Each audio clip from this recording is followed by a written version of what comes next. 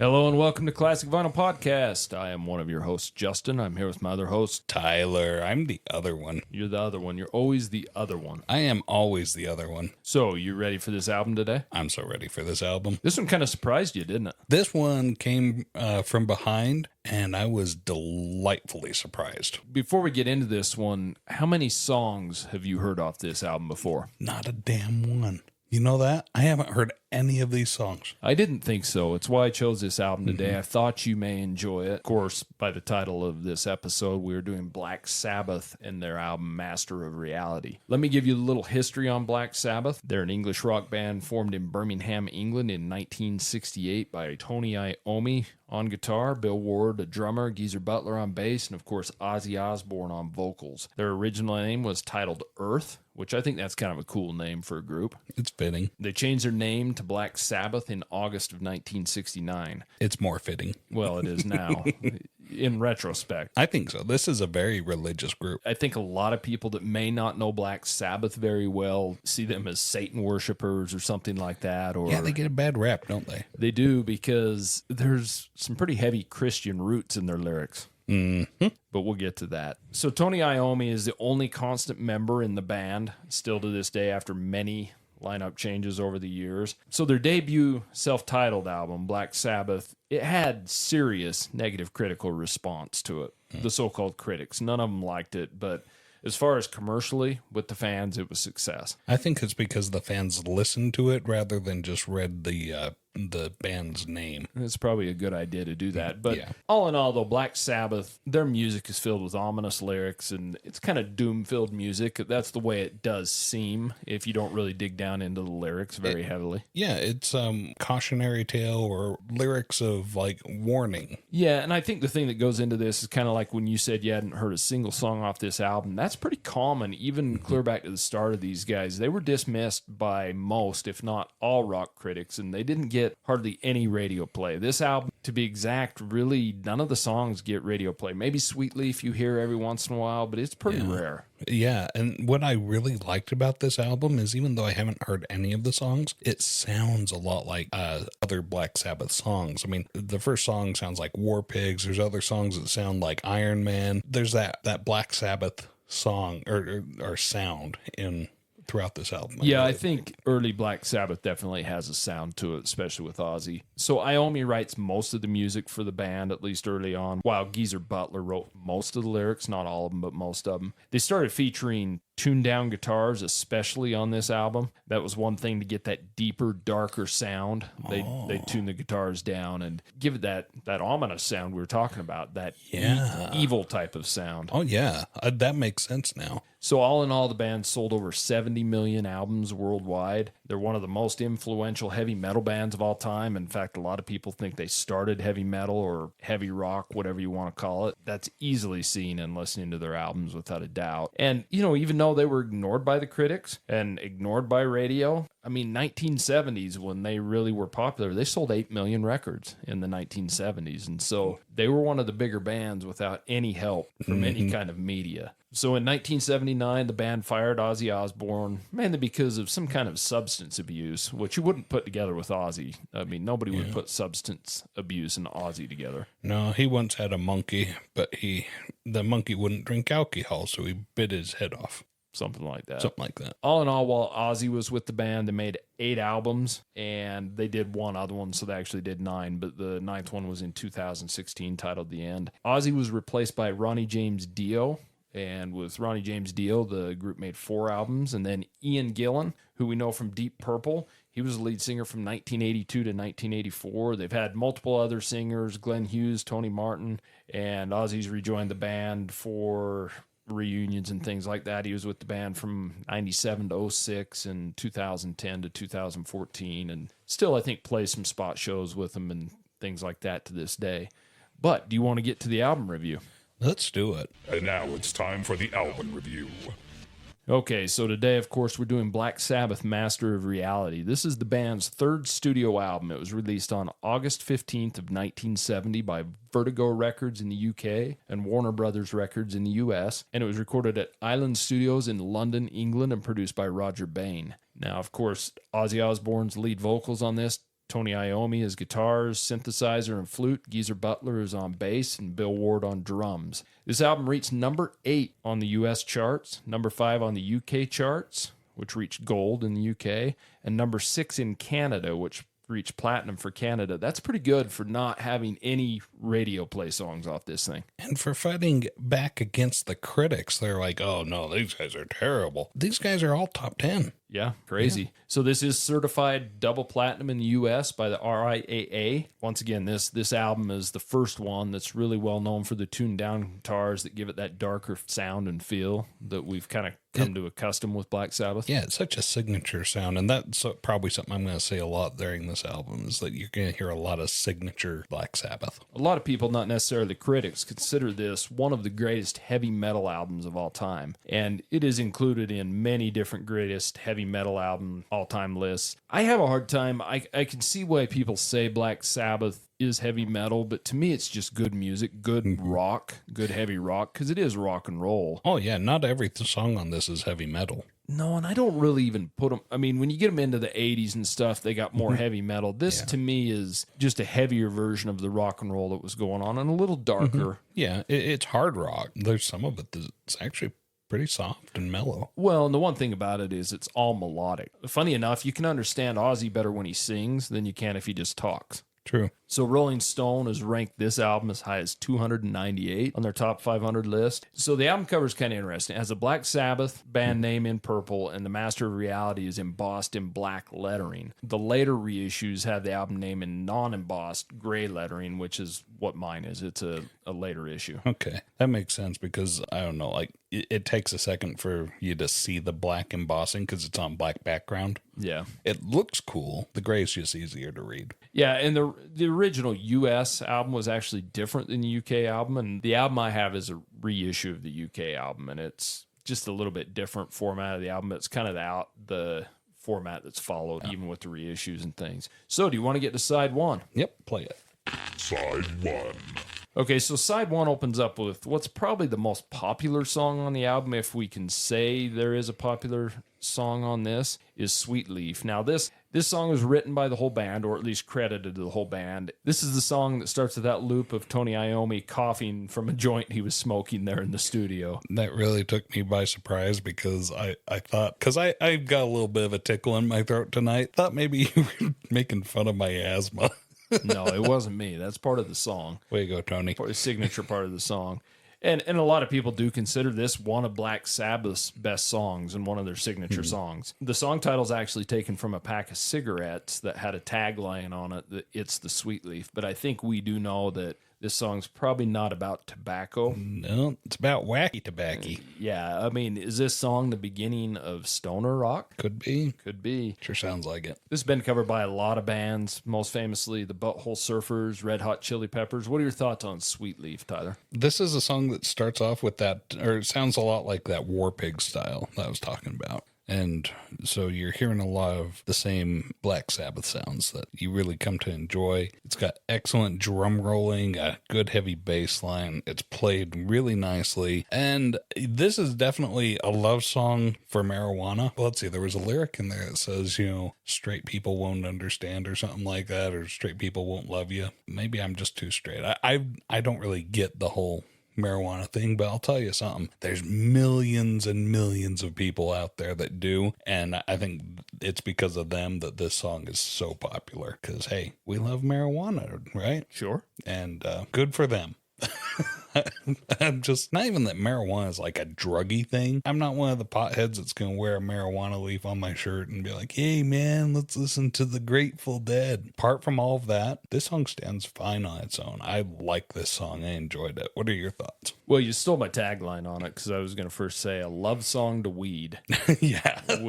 Which it really is. I love you, Sweet Leaf, though you can't hear. And it's funny talking about straights because at the time that was what a straight was. We refer to someone that's straight as something a little bit different nowadays. But at the time, you had the people that did drugs and the people that didn't, who were the straights. And, this has got a really good heavy guitar riff in it, which that's one thing I love about Black Sabbath is the heavy riffs they employ. Classic Ozzy Osbourne vocals, without a doubt. It's got good bass. It's got a really decent guitar solo in it. It fades out. I don't really like songs that fade out that much, but it's okay on this one. I think if I had to nitpick this song, is much as I like Bill Ward on drums, the drums are kind of tinny sounding on this. I think everything else sounds really good. And I think it has more to do with the way it was mixed. And maybe that's the way it's supposed to. They don't want to put a lot of that cymbal into it. They're trying to have it more bass driven. I've always liked this song. Out of any song on this album, though, this is the one that I've heard the most, without a doubt. But it's a good song. A great song. So that moves us to After Forever. So the music on this one is by Tony Iommi and the lyrics by Geezer Butler. But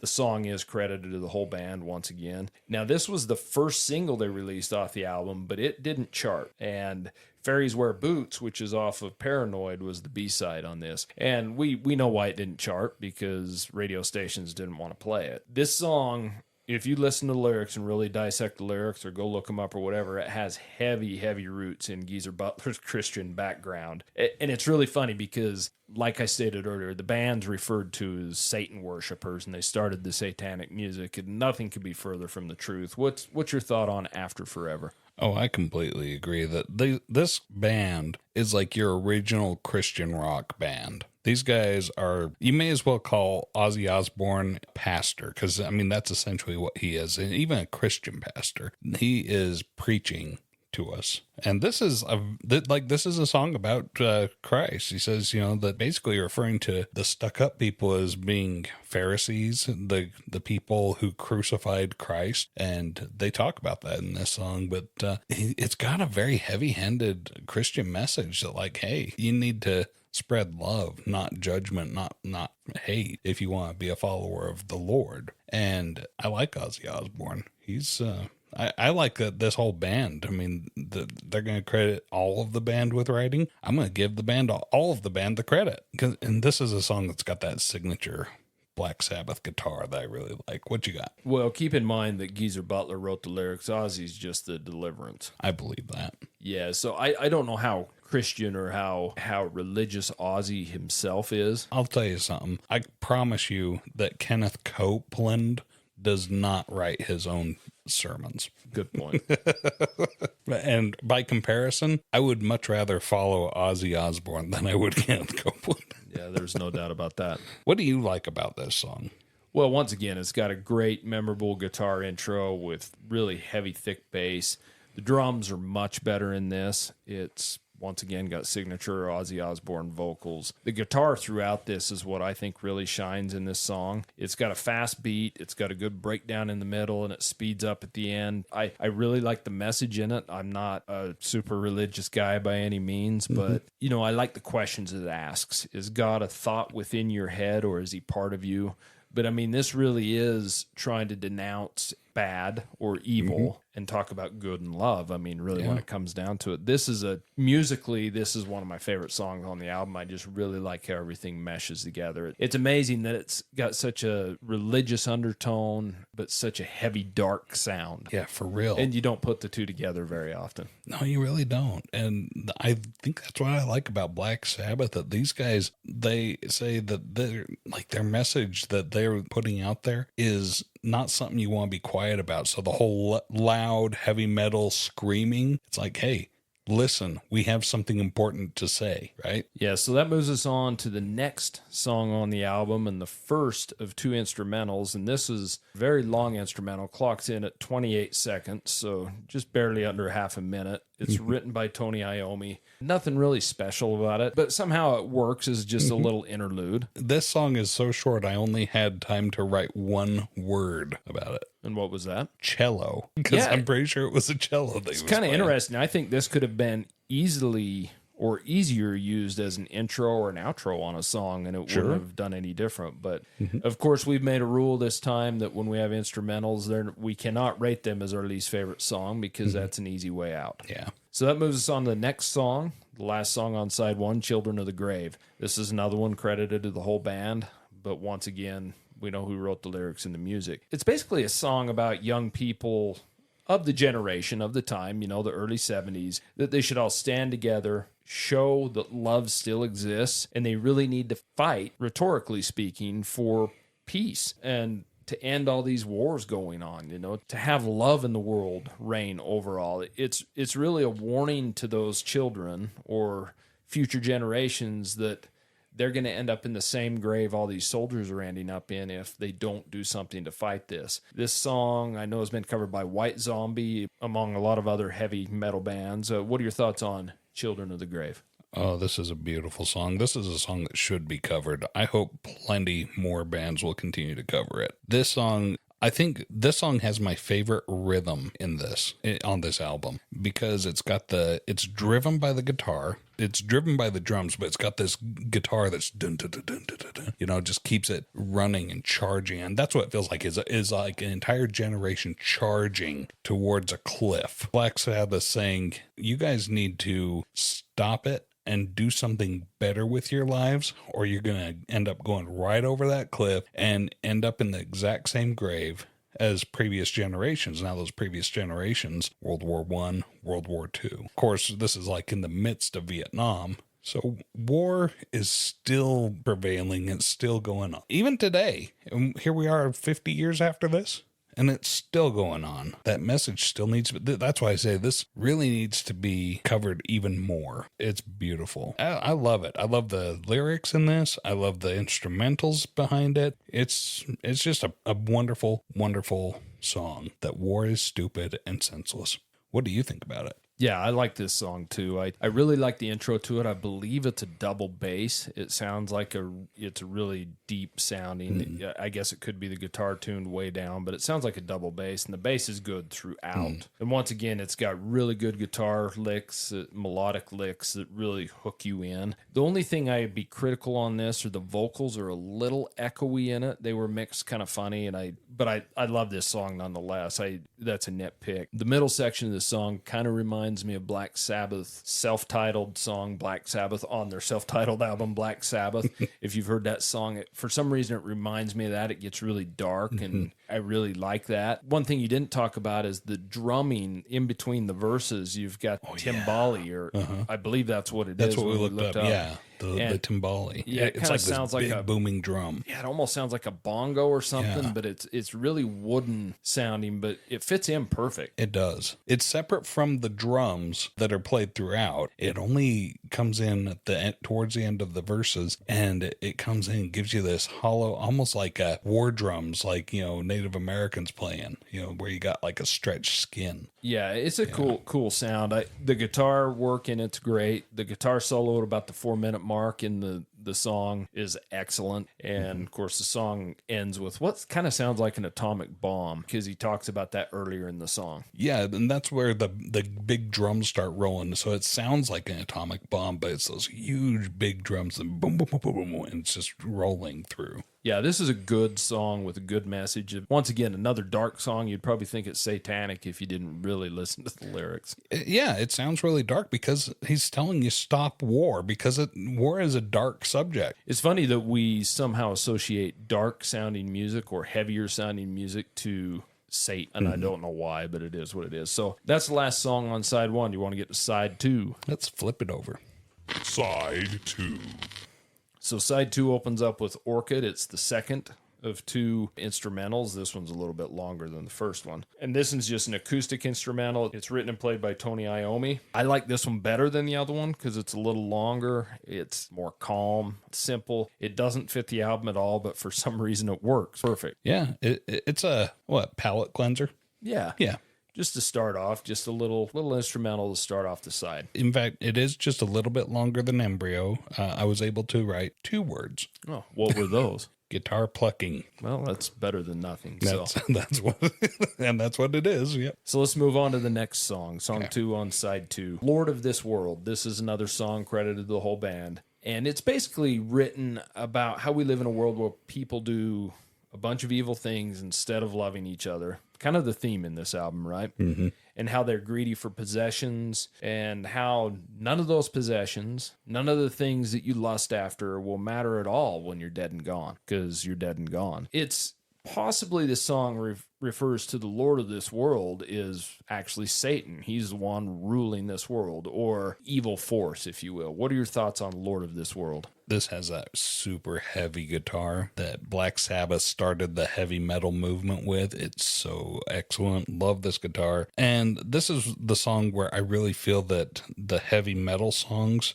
seem to be the ones that have the biggest message, the most important messages that they're really trying to drive home. In fact, this song sounds very similar to Iron Man, their other album, and I really like the sound of it, but I think that with the writing of the lyrics and the way that Ozzy is screaming it, I think he now needs to be referred to as either Pastor or Reverend Ozzy. What do you think? Fair enough. When I was listening to this song, I'm like, wow, Black Sabbath uses heavy music to make a message so loud that you really can't ignore it. And yeah, I mean, this is a song that's about Satan, but it's more about how this world has served Satan and followed after Satan rather than following after love and God is love. Really one of the big themes behind the songs of this album. Really like it. Credit to the whole band. Well played, well performed, excellent song. What do you think? Another really good, memorable, heavy guitar intro. It's probably my favorite intro on the whole album. The one thing about this song, if you listen to it musically, I think this song has the best drumming throughout, and I think it has the best bass throughout. The bass in this song is really, really thick. Mm-hmm. It's another great Ozzy vocal. Ozzy's vocals, you either like them or you don't, because he's definitely got a definitive sound until we get to the next song.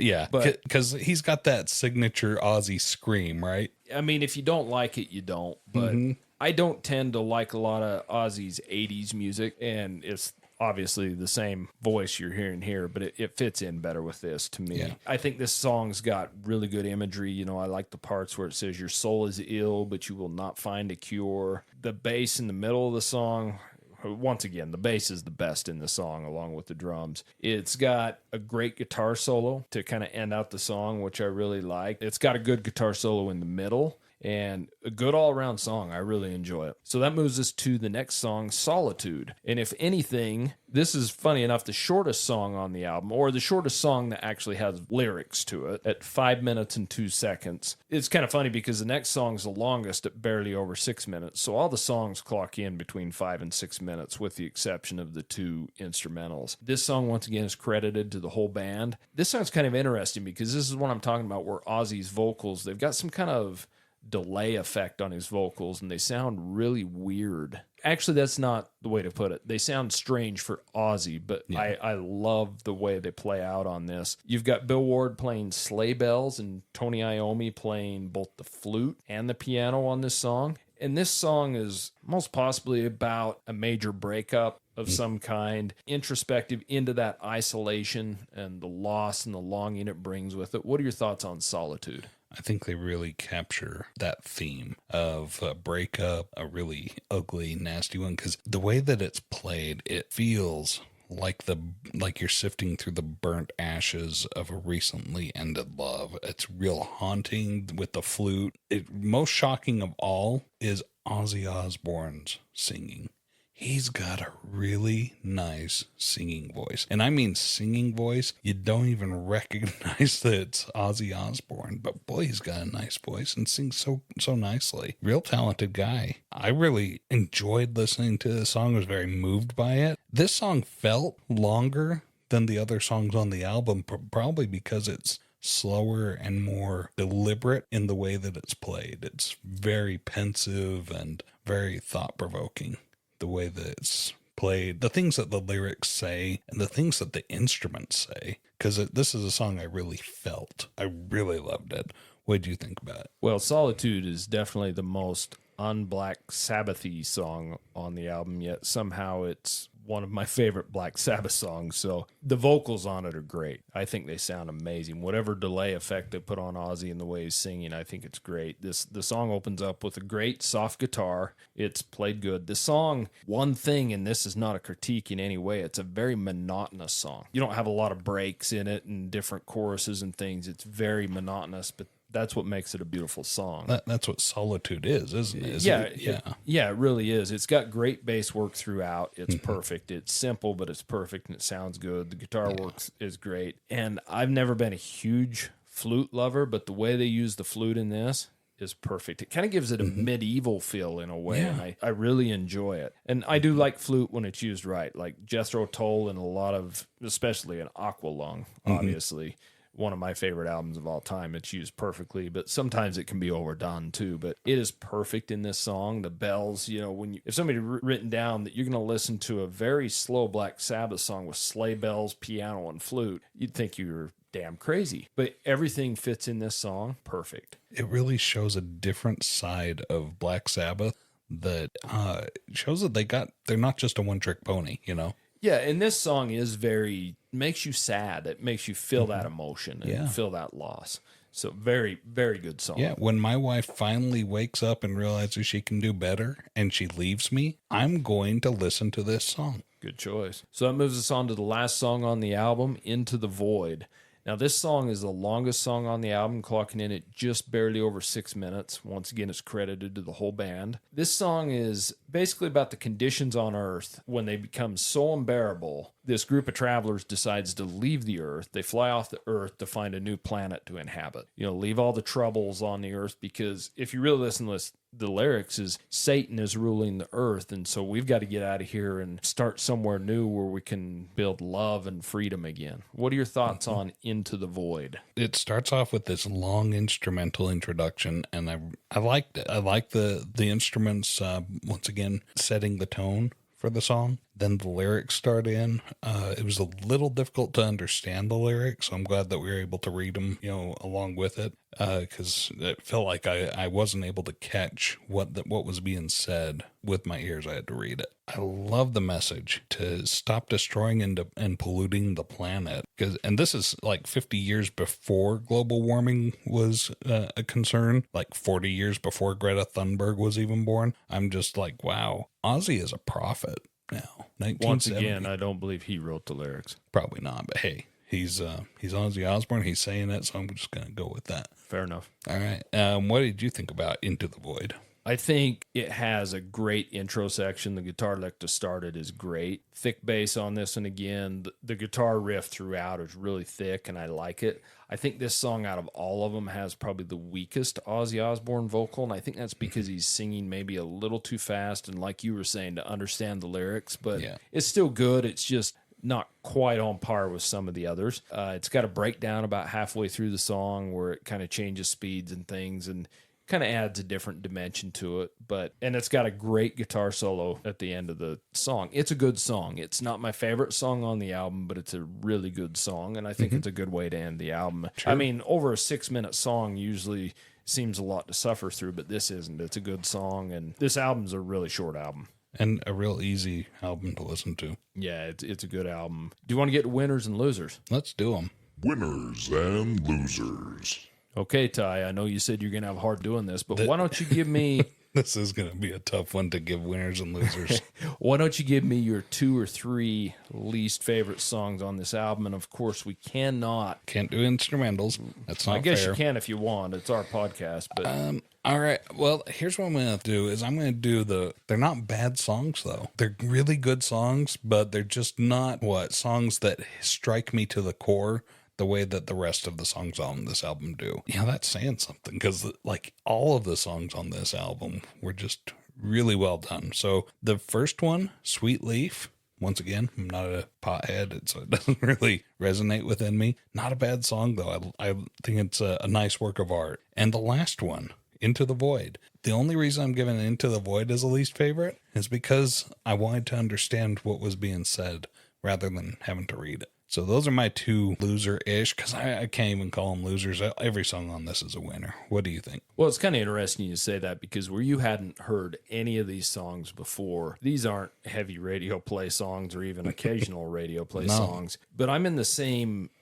boat. And I know in other episodes I've said there's no losers, but I'm not going to cheat here. And if I was to pick a loser, I can really only pick one, and we're kind of on the same page with that. I'd pick the last song, Into the Void. Into the Void. I could also say that probably has the best intro of any song on the album, but I think it just lacked in the vocals. And I think the instrumentals on these, even if we're picking them, they're not long enough to really have an impact either way. They're just kind of a garnishing on the album. And Into the Void, don't get me wrong, it's an excellent song. I love it. I would never skip the song when I'm listening to it.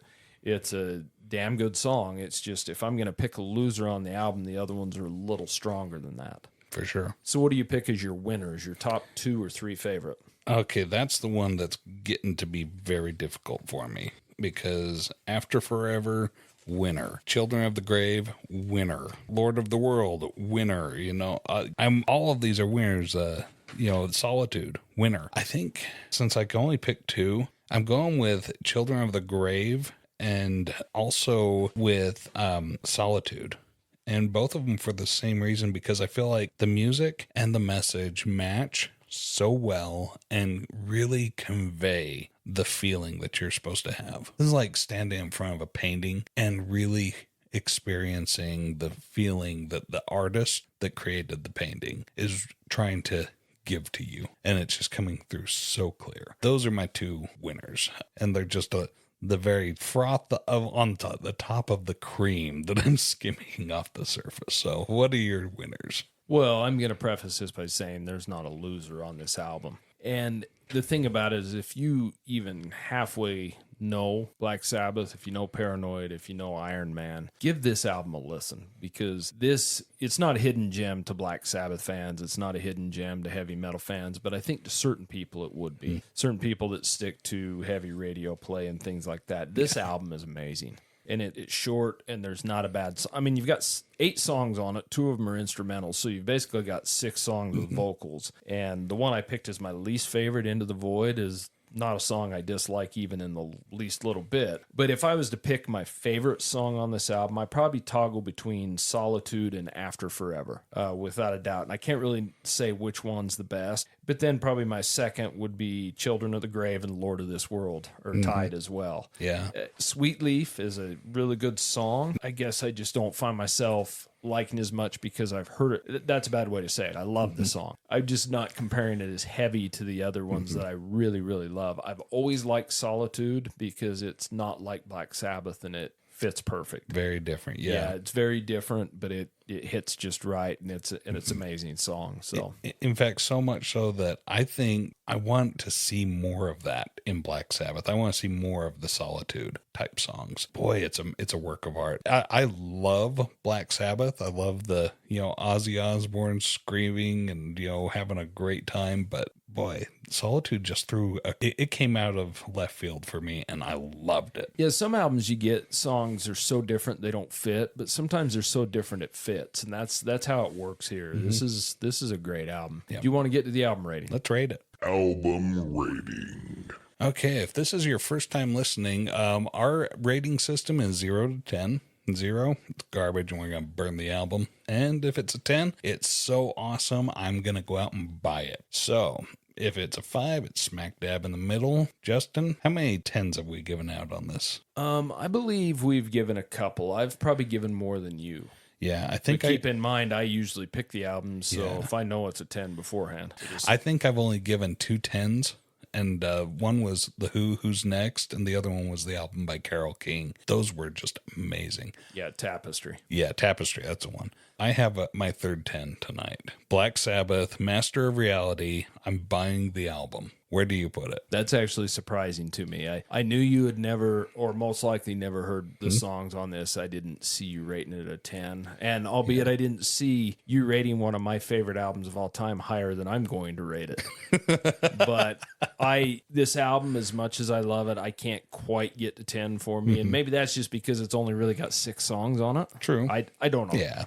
But I'm at a 9.5. This album was super easy to listen to, and the writing on it's beautiful. The instruments are a work of art. Even the 2 instrumental songs, they're so short you don't even care that there's no lyrics, and they stand on their own as really well done instrumentals. This album's just perfect for me. Yeah, I agree. I'm not biggest Black Sabbath fan in the world, but I have their self-titled album. I have Paranoid, and I have, obviously, this one, Master of Reality. And I love those 3. I really haven't dove into anything much of theirs other than that, other than a few songs here and there, but I think I'm going to. Yeah, I mean, for the songs being like 5 to 6 minutes long, they don't feel long. I don't feel like I'm just slogging it out through a song, you know. The album went fast. All the songs go fast. They're good rhythm, driving music, good relaxing music, good listening music. Super easy to listen to. Never thought I'd hear Tyler saying he's going to go buy a Black Sabbath album. I never thought you'd hear Tyler say he's going to go buy a Black Sabbath album, but hey, I might join the Church of Ozzy Osbourne after this. Who knows? Well, that's Black Sabbath, Master of Reality. Let us know what you think. ClassicVinylPodcast@gmail.com. And once again, we really appreciate you giving us a listen. We know there's a lot of podcasts, more specifically music podcasts out there to listen to, so we appreciate if you're listening to us now. But until next time, See ya. see ya. Thank you so much for listening to Classic Vinyl Podcast. And don't forget to subscribe on Spotify or Apple Podcast or wherever you listen to your podcasts. Follow us on Instagram at Classic Vinyl Podcast for updates, and also share us with your music-loving friends.